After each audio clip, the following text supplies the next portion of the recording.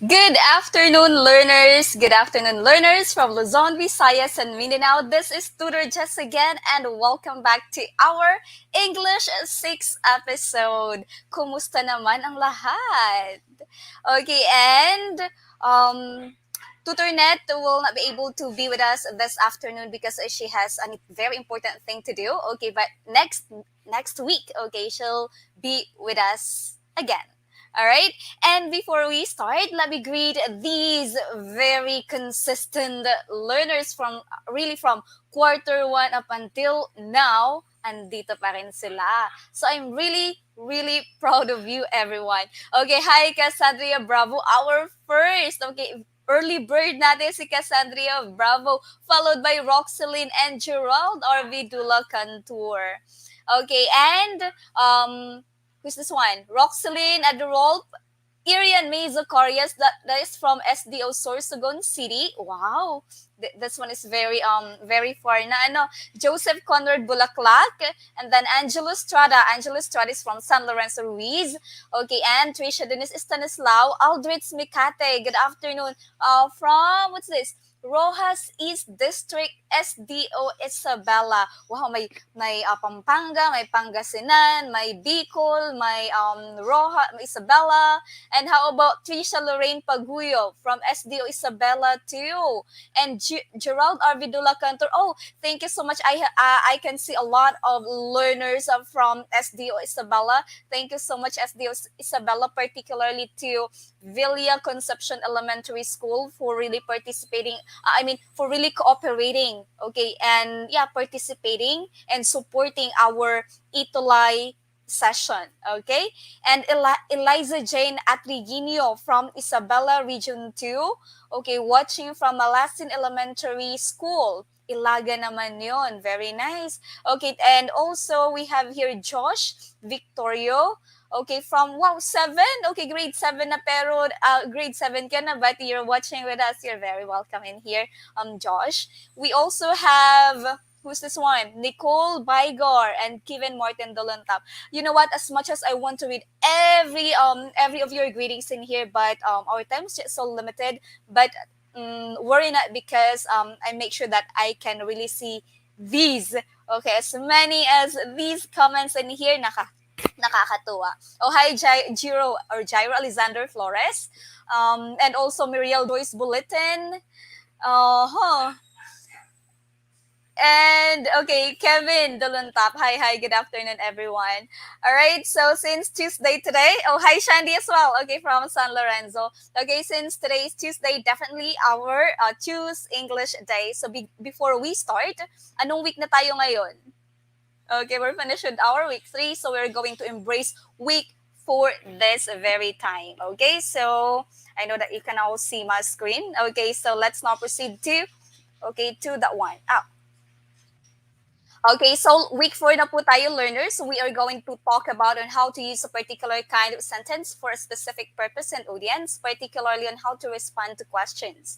Like this session, we are going to study on how to respond properly to questions, all right? Okay, so this may seems to be so easy, but I hope that we will still learn, okay, later on, right? So as we start, let us give credit, okay, or let's give thanks to the development team of the self-learning module that we are using, okay, and I would like to express my gratitude to SDO Pasig for letting me use this SLM. Okay, and here's the development team of this SLM. All right. Okay, so there you are, learners. Okay, quarter 3, week 4 na tayo. You imagine, time is really so fast, ano? We are already in the middle of our third quarter. So 4 weeks more to go, then we're over again. Quarter 3 is over again. You see, hindi natin namamalayan ng oras. Okay, so quarter 3, week 4. Use a particular kind of sentence for a specific purpose and audience. Okay, specifically on how to respond to questions or responding to questions. Are you now all ready? Okay, let's get started. All right, so learners, after going through this session or this episode, I am expecting you to, after this, you can use a particular kind of sentence for a specific purpose and audience. Okay, As I've said, okay, specifically or focusing on how to respond to questions. All right? But, okay, akala nyo, di namin nakakita, no? Okay, so thank you so much really for doing your part, okay, as we really bring the education kahit saan man kayong lupalop ng Pilipinas, okay? So it's really, not only my part, but we need also your participation and your cooperation, and you're doing that. Thank you so much. Okay, so learners laudable output for week 3. Enrico Dalupan, Cassandra Bravo, Irian May Zacarias. We have here JV Gaddy, Adrian Ray Rivera, Gerald Arvido Lacantur, Muriel Joyce Bulletin, and Jairo Alexander Flores, Eliza Jane Atwiginio, Angelique Marie Salazar, and Roxeline Aderov. Thank you so much for doing all this output. Okay, can you give each high five? Virtual high five. Great. Okay, so let's now proceed to our pretest. Okay, because in here I am going to see how knowledgeable you are already when it comes to our topic this afternoon. Okay, so please prepare your pen, your activity notebook, and maybe you can type in later. Okay, you can type in later your answers so that I can see it as well. Right? Now, let's move on. For the direction, learners, okay, complete the short answers with correct form. Okay, ano kaya yung tamang pagsagot sa mga sumusunod na katanungan later on, alright? So the first one is, okay, you ready? Are you ready now? Okay, the first one is here. Are you from the Philippines? This one is so easy. Are you from the Philippines? What could be our responses in here? Okay, if it is yes, because we will not say yes or no lang in here, right? So how are we going to do it? Okay, learners from Luzon, Visayas, and Mindanao, please drop your answers. What is this? A, yes blank, or B, no blank. Are you from the Philippines? Okay, let's see ang inyong mga sagot. Okay, I'm using my phone to read your answers. So yung eyes ko ay magpupunta dito sa baba. Okay, so number 1A. No, you have to anong ating instruction kanina, learners, you have to complete the short answers with the correct form. I didn't say na choose the letter of the best answer. I've said complete. So kumpletuhin ninyo, okay, itong sagot na nandito. If you're from the Philippines, what will you say? If you're not from the Philippines, what are you going to say? Okay. Oh, yes. Eto, marami na akong nakita dito. Sige nga. Mayroon dito, sabi ni Gerald Arvido Lacantor, yes, I'm from Philippines. Yes, I'm from Philippines. Yes, I live in the Philippines. Okay, from Kevin Dulantap. Who else? Gerald RV. Si Biik. Yes, I am. Okay, and kay Muriel, yes, because my family also lives here. Ang haba. Okay, Roxeline, yes, I'm from the Philippines. Let's see. Okay, there it is. Are you from the Philippines? Okay, if your answer is yes, then you can just say yes, I am. Or if your answer is no, then you can say no, I'm not. Later on, we are going to talk about why it's like am, or why it's am. Alright? Okay, marami naman akong nakitang okay, sagot, pero ang haba ng sagot ng iba. Okay. Oh, hi, Jeshel Santa Rosa. Okay, good afternoon. From grade 11 Einstein, watching from Godofredo Reyes Senior National High School. Oh, hi, welcome to English 6. All right, yes, I am Joseph Bulaklak. That's right. How about for number 2? Okay, number 2. At marami ako nakitang may sumasagot nga na like complete sentence pero walang full stop. Okay, I told you before, right, that when you're making a sentence, it is very important that you are going to put the correct punctuation mark. Alright? Kasama iyon sa pangungusap. Alright, for number 2, is she going by bus? Is she going by bus? Okay, what could be the answer? Okay, kung yes ang sagot ninyo, then what is it? If no, then what should it be? Okay, for number 2, learners, what is it? Complete it. Okay, complete. Is she going by bus? Wala pa akong nakita sagot for number 2. Come on, drop or type in your answers now. Okay, number 2, sabi ni Cole Bygor, yes, she is. Okay, and sabi naman ni may nakita akong yes I'm. Sabi ni Eliza Jane. Oo. Okay, and Daphne Sibal, yes she is. Irian May Zacarias, yes she is. Sabi ni Joseph Bulaklak, no. Okay, no lang, what's the next one? Okay, sabi ni Angelo Story, yes, she will. May will ba dito? Okay, may nakita ako. So, hati-hati. But the rest of you, Trisha, Daphne, and Angelo, Roxeline, yes, she is. Let's see.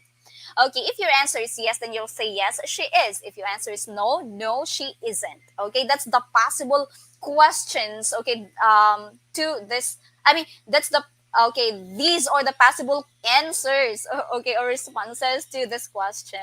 How about for number three, learners? Did you ask him about our module? Did you ask him about our module? What could be our response in here? Is it yes or no? Yes blank or no blank? Type in your answers now. Come on. Okay, number three. What could it be? Okay, for number three, wala pa akong nakikita sagot for number three. Let's see.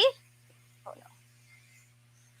Okay, ano kaya ang sagot sa number three? Did you ask him? Okay, did you ask him about our module? Yes or no? Okay, let me read. Okay, let me read your Okay, let me read your... Okay, eto na. Yes, I did. Yes, I did. No, I didn't. Daphne Elijah Sibal. Irian Zacarias. Okay, Lara Jane Cardenas. Jairo. Nicole Bygar. Anriel Torres. No, I didn't. Yes, I did. Okay, tamang mga sagot ninyo. Okay, yes, I did and no, I didn't lang. Alright? How about for number four? Have you been waiting for long? Have you been waiting for long? Number four, have you been waiting for long? What is our answer for number four? Possible. Okay, possible responses and the complete answer for this question. If it is yes, what should it be? If it is no, then yeah, you complete it. Number four, learners. Okay, number four. Have you been waiting for long? Number four is... Okay, let's see. No, sabi ni Cassandra Bravo, no, I have no, pero I have. Okay, Irian May Zacarias, yes, I have. Lara Jane Cardenas, no, I didn't. Anriel Torres, no, I haven't. Oh, iba-iba. Jairo Alexander Flores, yes, I have. Irian May Zacarias, yes, I have. Lorraine Paguyo, yes, I have. Roxeline Angelo Estrada, what's this one? Number two ito. Angelo Estrada, yes, I have. Okay, yes, I have. Yes, I have. No, I haven't. Daphne Siba, let's see. Okay, yeah, the correct answer is here. The possible answers to this question is this: A, yes, I have, or B, no, I haven't. Okay, last one for the pretest. Can he sing a song? Can he sing a song or can he sing? Okay, can he sing? Okay, can he sing? Okay, what could be our possible? We already have in here. Okay, for number five, can he sing a song? Okay, the possible responses, okay, are the following. Yes, he can, or no, he cannot. Okay, so for number five, that's a bonus. Okay, so can he sing or can he sing a song? Okay, it should be yes, he can, or no, he cannot. Who got a perfect 5 for our pretest? That means that you are very familiar with our topic for today. Okay, but if not, that's okay because that's what we are going to learn for this afternoon. But at the end of this session, I'm expecting that you all are going to get a perfect score. Right? Okay, so, ang dami daw, 5-5. Roxeline Adrolf, okay, nice. Okay, 5-5, great.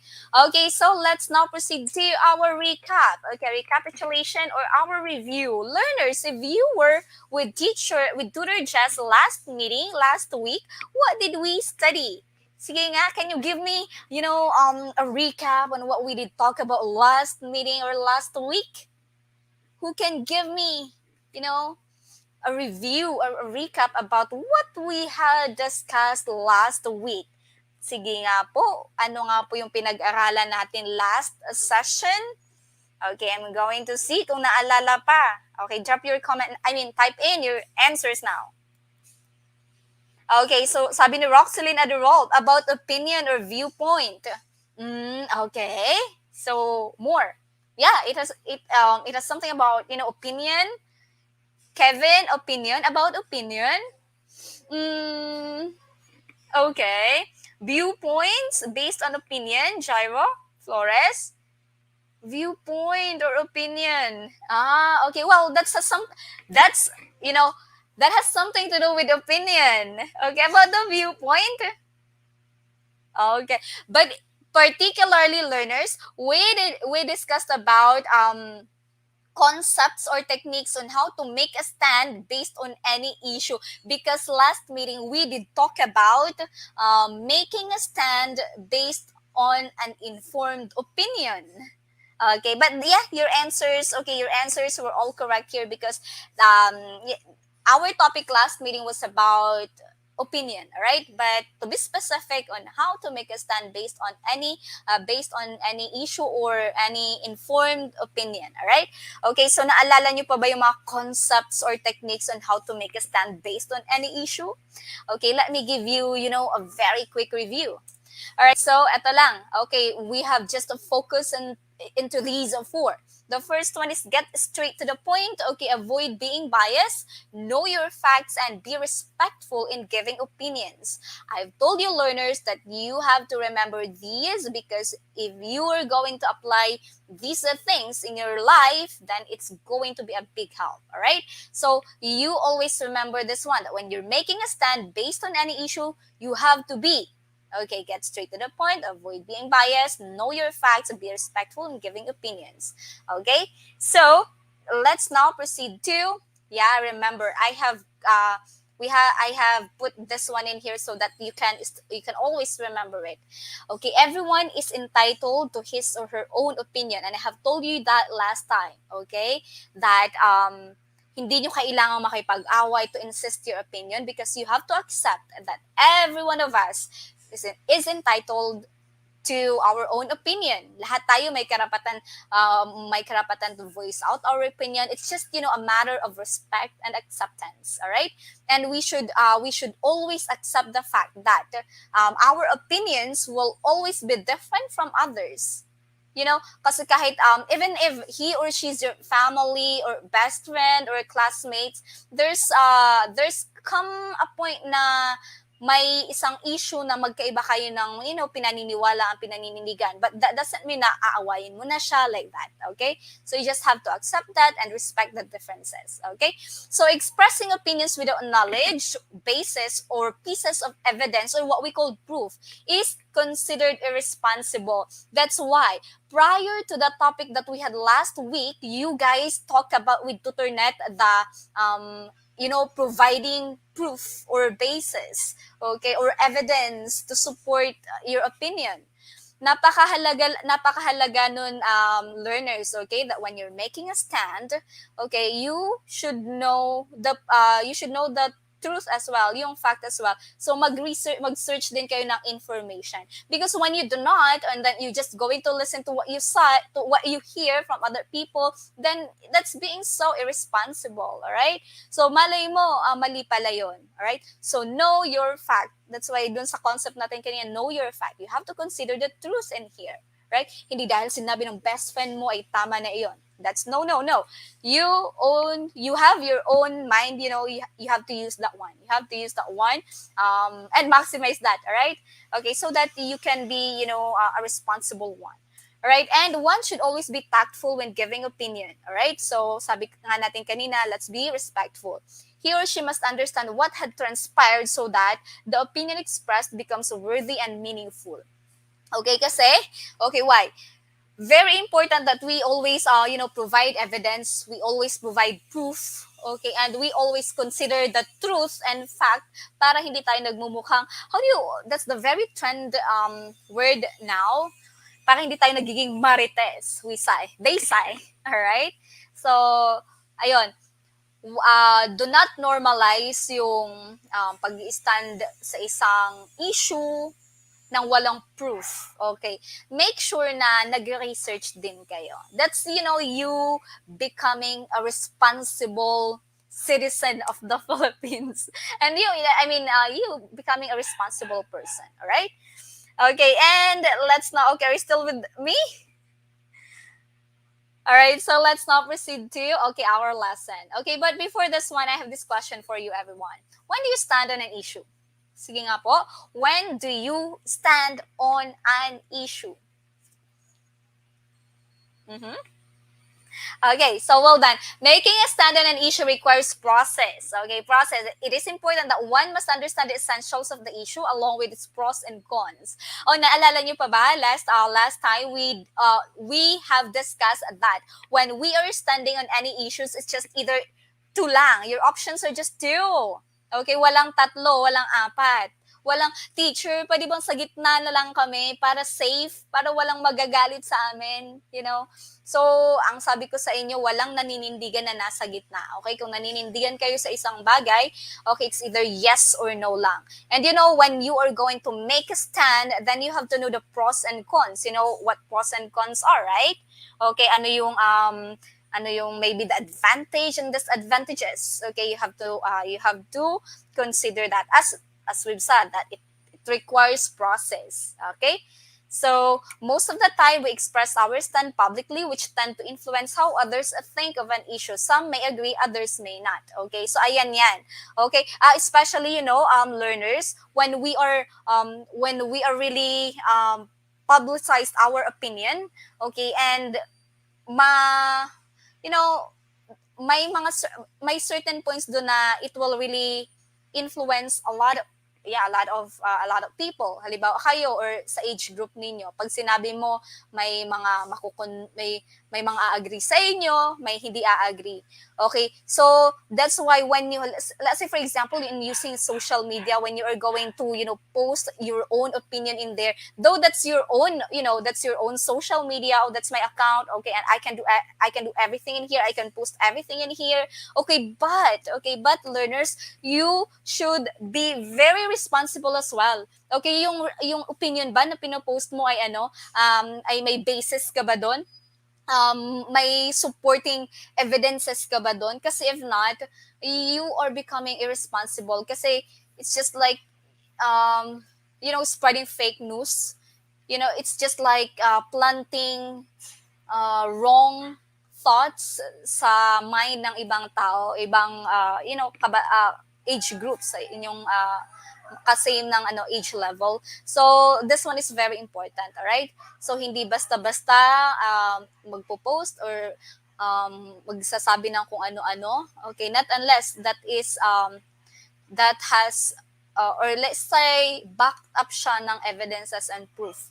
That's really important, especially now, learners, especially now that social media is very powerful. Voices are really powerful this time. Okay, but as I have told your generation, you are our now leaders, and really I'm considering all of you as our now leaders. So you use your voice, okay, use your platform so well, okay, to influence others for good, okay, not for bad.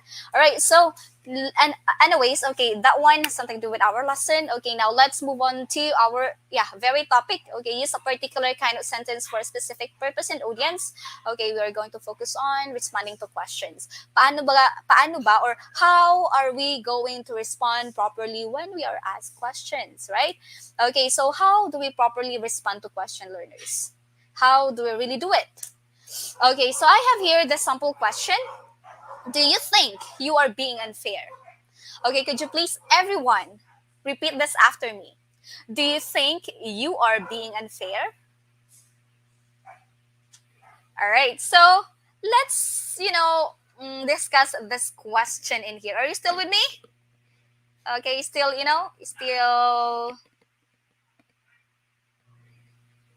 Okay, let's now proceed to here. How do we properly respond to questions? Okay, so ang question natin kanina, do you think you are being unfair?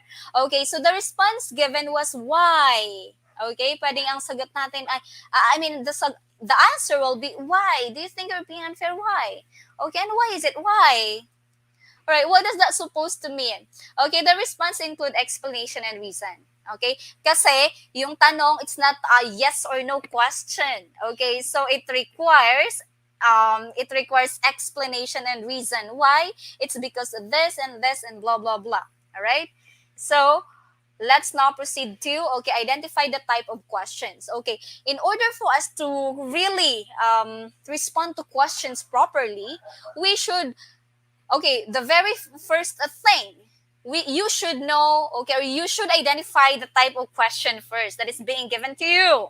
Okay, but if it is a yes or no question or a WH question, all right, so let's just focus to these two: yes or no question and WH question.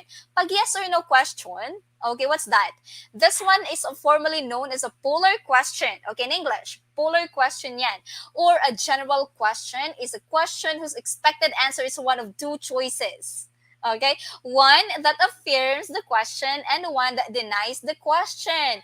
And in English, we call it, I mean, the answer here is just only yes or no. That's why it's called yes or no question. Okay? So type ng question, teacher, yes or no question ba yon? Okay, so very easy, no? Pag yes or no question lang, that must be answerable by yes or no. You get it? Let's go to WH question. Okay, WH question, this is a question in English introduced by a WH word and requiring more information in reply than simply yes or no. Okay, ano ba yung mga WH question? Okay, what, where, why, when, okay, right? Okay, so those are what we call WH question. And when we are asked by this kind of question, our answer must not be, yes or no. It's not merely simply yes or no, because it requires kind of explanation. Okay, it requires information and explanation. It's not really yes or no lang. Okay, so the first one to properly respond to question is you have to identify what kind of question is it. You got it? Okay, let's take this for examples. We have here two examples, two questions. The first one is, do you have an extra pen? And where did you buy this pen? Okay, the first question is, do you have an extra pen? Where did you buy this pen? Okay, let's identify the type of question. The first question is, do you have an extra pen? This question is answerable by yes or no. So definitely, okay, this is a yes or no question. Ano pa ba? Okay, ano pa ba? Do you go to school? No, do you have an extra bag? Okay, we say yes or no lang. Okay, so that's it. Very easy, right? Okay, the second question that we had a while ago is, where did you buy this pen? Okay, so yeah, very ano naman siya, no? Very common naman in here, because we can really see the word where. That's definitely is a WH question. All right, where did you buy this pen? We cannot answer this yes or no, right? Para kang nagtanong na, what's your name? Tapos ang sinagot mo sa akin ay, I live in the Philippines. Okay, it's not like that. Okay, so where did you buy this pen? Okay, so this one is WH question. Okay, then you can say, oh, I bought this pen in the National Bookstore. So you see, it requires information. It requires details. You understand? Okay, great. So take note, learners. One of the standards in answering a question is to be able to answer incomplete sentence. Okay, to do this, use the words in the question itself as a cue. Okay, as a cue to formulate your answer. All right. So learners, from the very beginning of our quarter, I'm always telling you, and I'm always reminding you to always answer me in a complete sentence whenever I'm asking you, right? Okay, kasi lagi kong pinapaalala sa inyo that, in speaking the language, in speaking the English language, it is very important that you are speaking as well, responding in a complete sentence. That's very crucial. That's very important. Okay, and along with the punctuation marks when you are writing. Okay, in writing naman yun. But in speaking, you should answer in a complete sentence. Just like, kahit yung very basic na questions, you should practice yourself answering in a complete sentence. Okay, make it a habit to answer in a complete sentence. All right, so starting today, okay, starting now that you're grade 6, you practice yourself so that you can get used to it. Okay, to always answer in a complete sentence. Let's say, for example, or even I'm just going to ask you, oh, what's your name? Do not say Jazz. Okay, what's your name? And you answer me Jazz. Oh no. Okay, you should answer me with I am Jazz, or you can say my name is Jazz. That's how we do it when we are learning English language. Okay, so you practice that. You normalize that. All right. So complete answers, and also since we're talking about on how to respond to questions properly, learners, nakikita nyo kanina sa pretest natin, ando na sa question mismo yung cue so that you can answer in a complete sentence. Okay, let's say for example, did you go to school today? Oh, yes or no lang yun, di ba? Yes or no. But what's really the complete answer for that question? Ando na, babalik kayo, titingnan niyo yung question. Did. Okay, sabi dun, did. So you can answer, yes, I did. Okay, and if no, that's negative sentence or that's a negative one statement. Then not. Okay, just have to say not. Okay, no, I didn't. Or no, I did not. You get it. Okay, I hope that you can, you are still with me, rather. Okay, example one. Okay, question. Do you have an extra pen? Do you have an extra pen? Okay, our response will be yes, I do, or no, I don't, or no, I do not. Okay, I do not have. Okay, so don't and do not. Okay, don't and do not, they are the same. In English, we call this one a contraction. Okay, how do you spell contraction? Contract, Tion, contraction. Contraction in English, this is the fact where we make the long phrases, the long words shorter. Okay, and it's so good to use contraction when you are speaking. All right. Okay, but these two are both correct. All right, so you can say no, I don't, or no, I do not. So as you can see, we make the do not. Okay, shorter one into don't. Right? Okay, so that's it. Also, makikita niyo, do you. So, I do. Okay, no, I do not. Okay, number two, learners. Question, example number two. Where did you buy this pen? This is a WH question, so it requires information. Okay, you have to answer it as well in a complete sentence. Do not say, sa bookstore. Okay, where did you buy this pen, Gerald RV? Sabi ni Gerald RV, bookstore. No, it's not, okay? Sabi ni Adrian Rivera, I bought this pen at a nearby bookstore. Oh, that's correct. All right? Okay, you should always answer in a complete sentence, okay? You make it a habit, or you practice, answering in a complete sentence. Okay, binili ko ang ball pen na ito sa malapit na bookstore. Okay? So, hindi lang yung one word. It must be a complete sentence. Okay, question number three. How does your friend look like?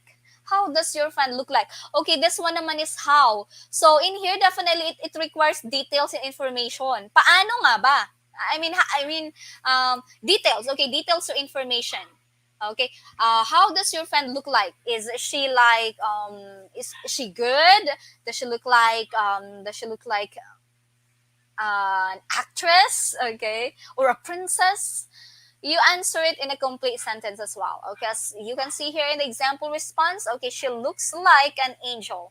Okay, we're talking about your friend. Okay, maybe the friend is a girl, so we have used the pronoun she. She looks like an angel. She looks like a princess, or she looks beautiful. All right. Okay, so that's how it is. Now let's move on to our activities. I have prepared, I guess, 2 activities or 3 in here. Let's start. Okay, so para din na ang inyong mga gadgets dyan. Alright? Okay, so let's have, activity 1. Put a check mark corresponding to the number if the question was answered properly. Put a cross mark if not. Okay, the first one. What makes you happy? Waking up to the smell of mom's cooking makes me happy. Is it, a check mark or a cross mark? Okay, learners. Okay, si Angelo Estrada, very nice. And Ming, sagot. Okay, Jairo, Lara, Bulaklag, Joseph. Okay, let's see. Roxeline, abang bibilis ng aking learners, ang aking English warriors. Roxeline, Cassandra, Jairo, Kevin, Elijah Jane, Adrian Ray Rivera, Carl Baliwas, Dulantap, and Paguyo, at Reginio, Estrada. Check. Let's see. Check po. Tama. Okay? So, it's really a complete sentence. Oh, how about this number 2? This one is, kind of confusing. How did you know I was here? Melissa told me you're here. That's the response to number 2. So, for number 2 learners, okay, what is our answer? Number 2. How did you know I was here? Melissa told me you were here. Okay. May mga nagsagot ng check mark, may nagsagot ng cross mark. Okay, cross mark si Cassandra Bravo. And the rest, okay, ay check mark na sila. Let's see. Oh, cross mark. Why? Why is it? But you can see, no, it's kind of confusing. That's why I told you a while ago. Why? Kasi parang complete naman siya, teacher. Okay, complete naman yung thought niya, teacher. But then, how did you know I was here? Melissa told me you were here. And then you can answer this one. Okay, if you're going to answer this one or to respond to it properly, then you can say, I have called Melissa and told me you were here. Okay, I have called Melissa. Like, how come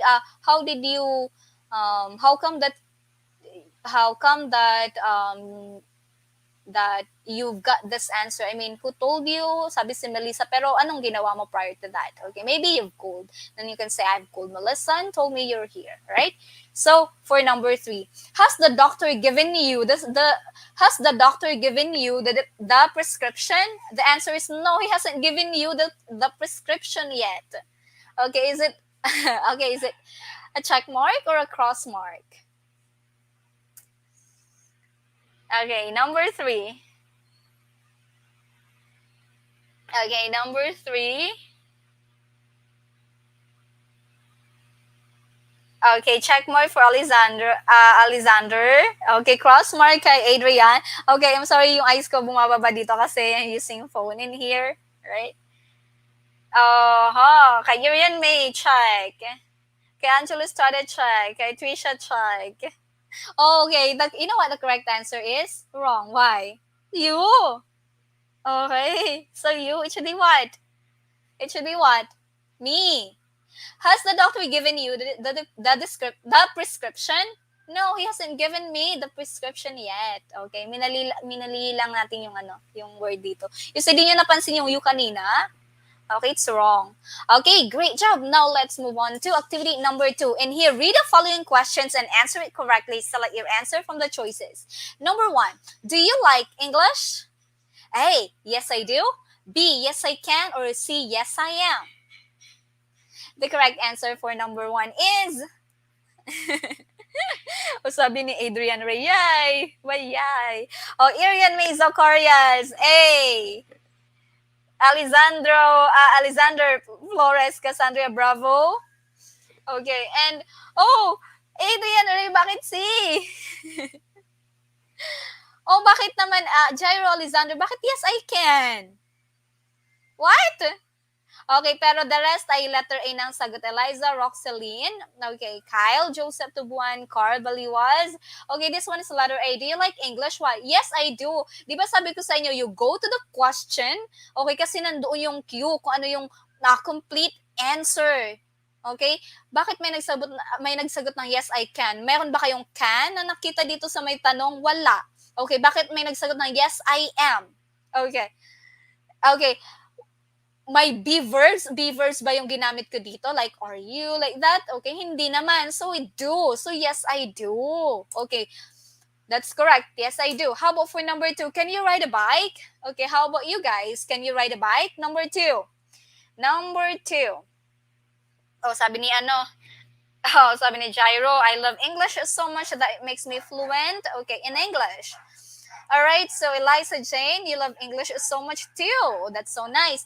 Okay, for number 2, letter B daw, sabi ni Irian May Zacarias, Nicole, Adrian Ray, Barredo Angeli, Paguyo, and Roxeline. And by Gar, let's see.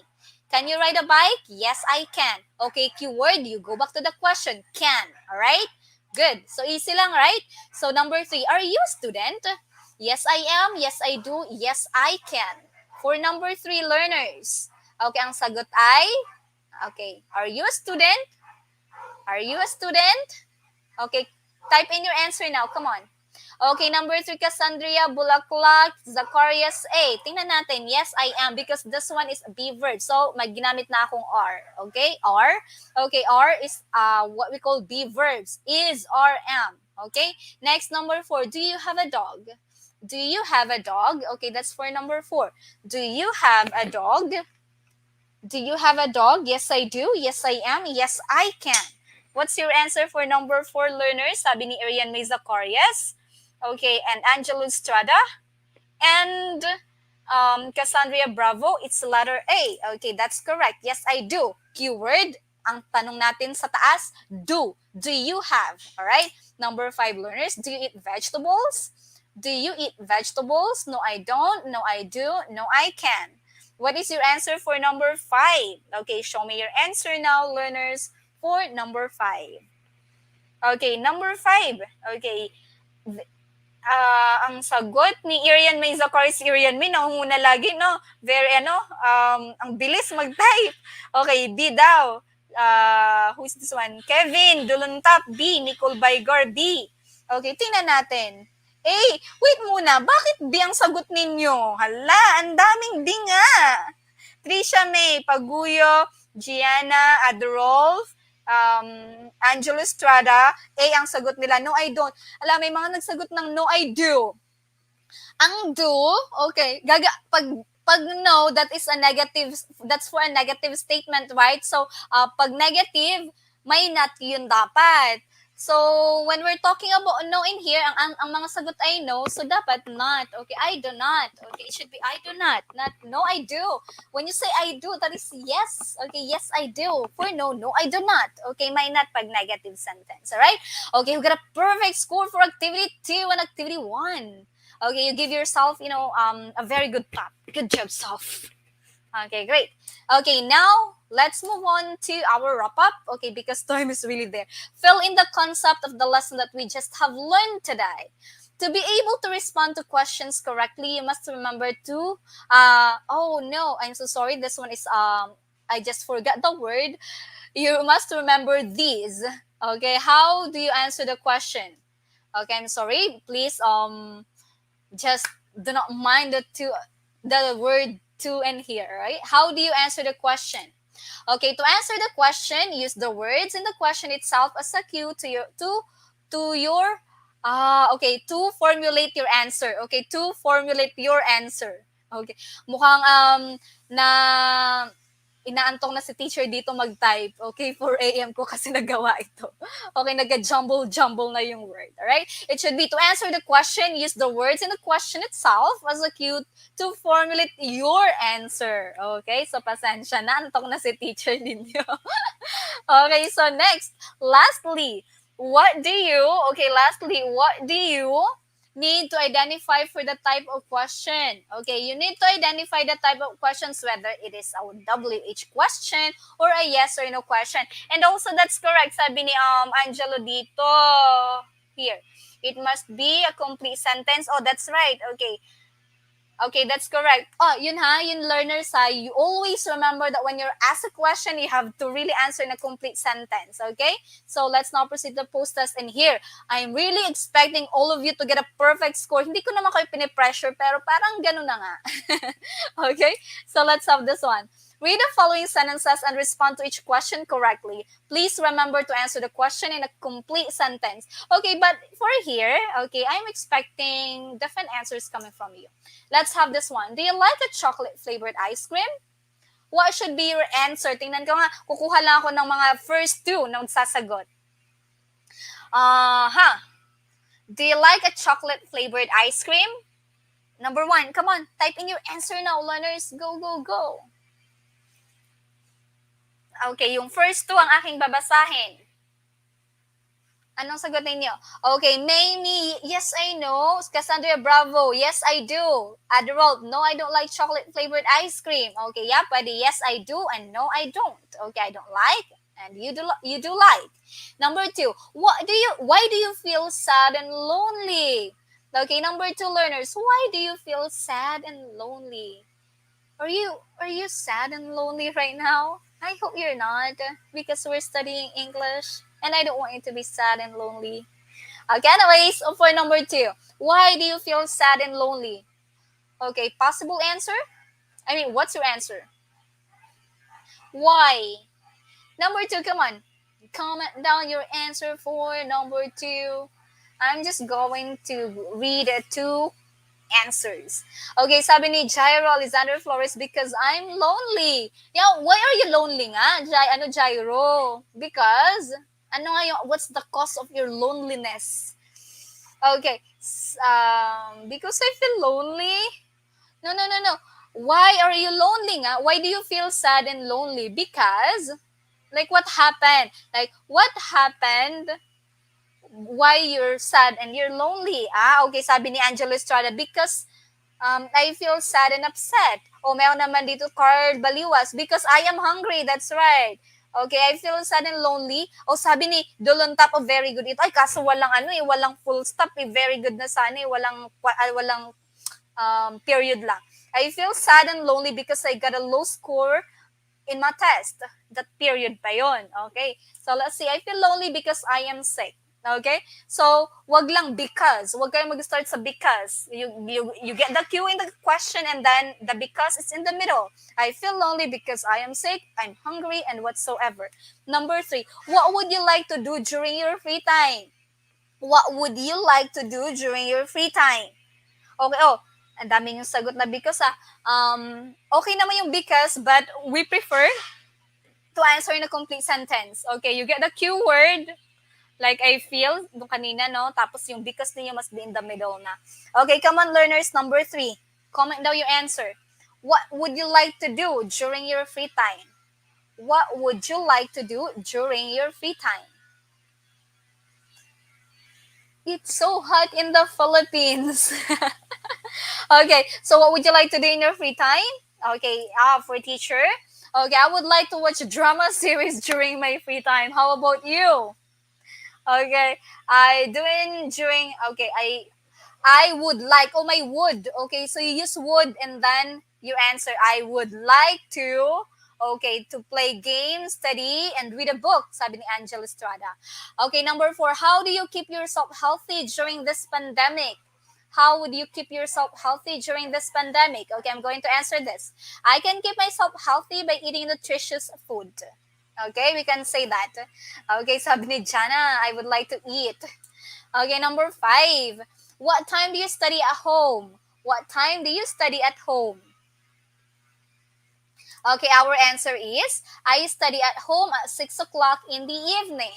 Okay, study at home at 6 o'clock in the evening. You see, that's how we respond. That's how we properly respond to questions given. Okay, you always bear in your mind to answer in a complete sentence, as always. Okay, it's a must, learners. Okay, for the additional activity, okay, I'm going to upload this one sa ating page, and you comment down again your answers there, okay, so that we can see it and I can check it.